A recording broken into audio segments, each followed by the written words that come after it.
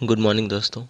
आज हम लोग निबंध के अंतर्राष्ट्रीय और राष्ट्रीय मुद्दे नहीं देख करके छत्तीसगढ़ राज्य स्तर के मुद्दे देखेंगे, जिसमें हमारा निबंध का विषय वस्तु रहेगा पर्यटन के नए कीर्तिमान गढ़ता छत्तीसगढ़।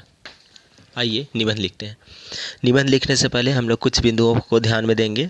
प्रस्तावना, उसके बाद भूमिका, भूमिका के बाद महत्व देखेंगे, इस विषय का महत्व क्या है, इस विषय की हमारे राज्य में संभावनाएं क्या हैं, राज्य में किस रूप में पर्यटन है, और इसके बाद देखेंगे इसके राज्य को क्या अपेक्षित लाभ मिल सकते हैं, पर्यटन को बढ़ावा देने के संबंध में चुनौतियां क्या हैं, और फिर उपसंहार। सर्वप्रथम देखते हैं, निबंध लेखन को आगे बढ़ाते हैं। किसी भी राज्य के पर्यटन नए कीर्तिमान गढ़ता छत्तीसगढ़ को प्रारंभ करते हैं। ये प्रस्तावना रहेगा कि किसी भी राज्य के सौंदर्य, समृद्धि तथा समृद्धि की संभावनाएं पर्यटन के उन्नत होने से प्रदर्शित होती है। अधिक पर्यटन से अधिक लोगों की पहुंच तथा पहचान का प्रचारित होना, साथ ही अधिक विकास और निवेश को आकर्षित करना एक पर्यटन समृद्ध स्थान के सर्वांगीण विकास को द्योतक है।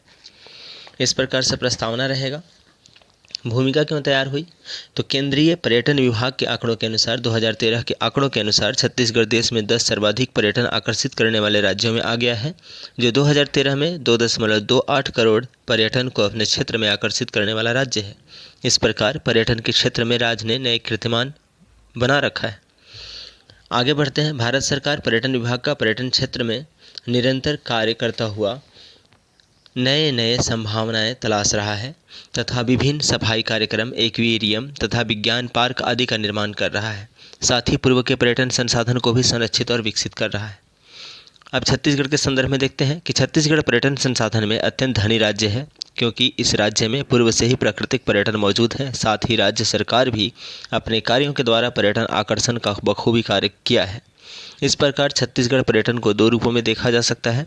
पहला प्राकृतिक पर्यटन और दूसरा मानव निर्मित पर्यटन। प्राकृतिक पर्यटन की बात करते हैं तो छत्तीसगढ़ में शायद ही ऐसा कोई ज़िला है जो पर्यटन रूप से समृद्ध न हो, इसलिए इसे विभिन्न पर्यटन गंतव्यों के आधार पर देखते हैं। पहला पुरातात्विक साक्ष्य। छत्तीसगढ़ के लगभग सभी ओर से पुरातात्विक साक्ष्य प्राप्त हुए हैं, जैसे सिंघनपुर गुफा रायगढ़ के साथ ही कबरा पहाड़ करमागढ़ भी रायगढ़ में भित्ति चित्र हैं।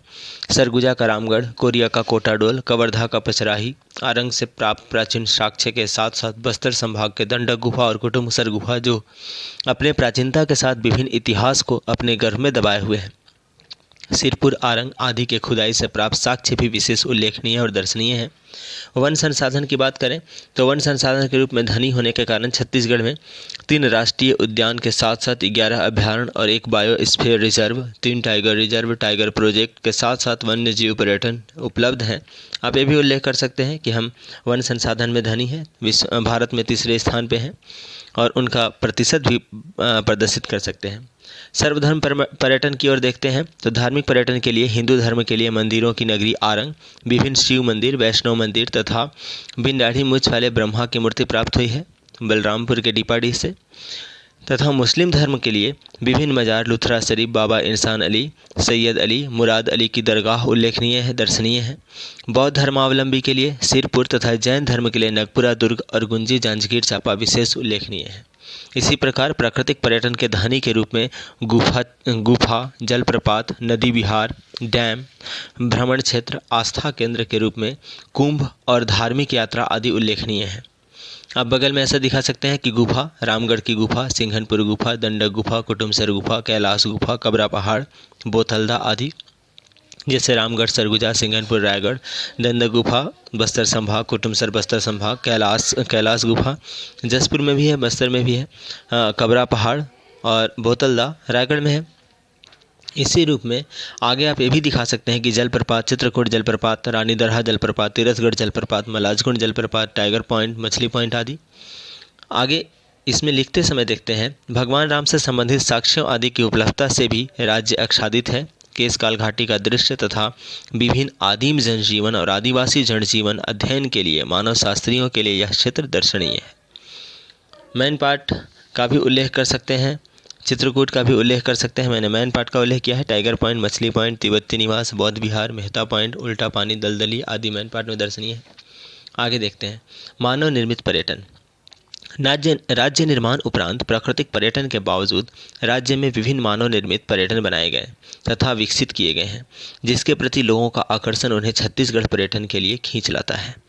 वन संवर्धन के क्षेत्र में विभिन्न कार्य किए गए हैं तथा विभिन्न योजनाओं के द्वारा वन्यजीव संरक्षण के पर्यटन को बढ़ावा मिला है, जैसे गेम सेंचुरी, सोलर गांव, जंगल सफारी, नवीन अभयारण्य स्थापित करना, तितली पार्क, पक्षियों का संरक्षण तथा वनों में मोटल आदि तथा छज्जे निर्माण आदि, जिससे कि पर्यटन को बढ़ावा मिले। आगे देखते हैं धार्मिक स्थल संरक्षण। इस क्षेत्र में बमलेश्वरी मंदिर डोंगरगढ़ का विकास, विभिन्न शिव मंदिर का जीर्णोद्धार, कुंभ आयोजन तथा कबीरपंथियों के लिए विशाल जैतखाम का निर्माण गिरिराजपुरी में उल्लेखनीय है। मंदिर निर्माण में डोंगरगढ़ मंदिर, चंद्रहासनी मंदिर, राजीव लोचन मंदिर, जैतखाम की स्थापना तथा विभिन्न धार्मिक स्थलों की खुदाई की जा रही है।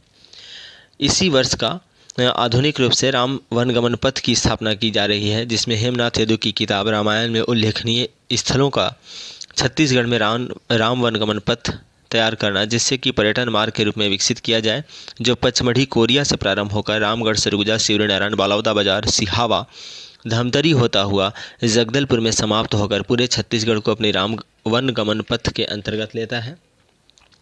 इन विभिन्न संस्थानों के साथ साथ राज्य में कुछ कार्यक्रम जो कि पर्यटन को आकर्षित करते हैं, जिनमें से प्रमुख रूप से बस्तर दशहरा, जो कि 15 दिन तक चलने वाला एक अनोखा दशहरा है, जिसमें आदिवासी समुदाय भी दशहरा मनाने के लिए अपना अमूल्य योगदान दिखाते हैं, जो विदेशी पर्यटक को आकर्षित करता है। साथ ही सिरपुर से प्राप्त विभिन्न बौद्ध विहार, आनंद प्रभु कुटीर, स्वास्तिक विहार आदि बौद्ध धर्मावलंबी नागार्जुन और वेनसान के आगमन के साक्ष्य भी विदेशी पर्यटन को आकर्षित करते हैं। राज्य निर्माण के बाद तथा पूर्व से मनाए जा रहे उत्सव भी राज्य में पर्यटन को आकर्षित करते हैं, जो विभिन्न आदिम संस्कृति और पहचान के द्योतक हैं। यहाँ पे आप इस प्रकार से लिख सकते हैं कि विदेशी पर्यटन भी यहाँ आते हैं।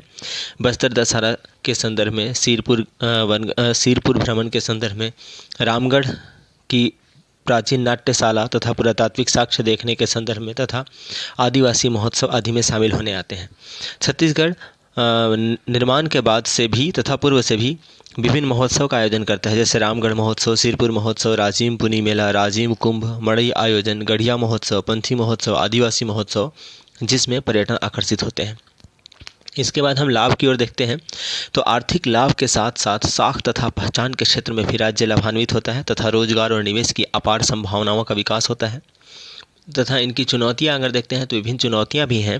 विभिन्न पर्यटन समृद्धि के बावजूद राज्य पर्यटन से ज़्यादा लाभ प्राप्त नहीं करता, क्योंकि राज्य नक्सलवाद, होखोर आदिम जीवन शैली, अविकसित यातायात, दुर्गम वनांचल आदि के कारण पर्यटन अभी भी शैशवावस्था में है तथा विकसित होना अपेक्षित है। निष्कर्ष या उपसंहार में आते हैं। इस प्रकार छत्तीसगढ़ का पर्यटन क्षेत्र राज्य निर्माण के बाद विकसित ही हुआ है। हालांकि अपेक्षित लाभ राज्य अब भी प्राप्त नहीं कर रहा है, परंतु प्रकृति की समृद्धि तथा पर्यटन की असीम क्षमताओं के मद्देनज़र राज्य में पर्यटन विभाग और संचालनालय में नवीन कार्य योजनाओं और आर्थिक उपलब्धता द्वारा विकसित करने की संभावना बनानी चाहिए, जिससे राज्य अपना पिछड़ापन और गरीबी दूर कर सके और विकसित हो सके। धन्यवाद।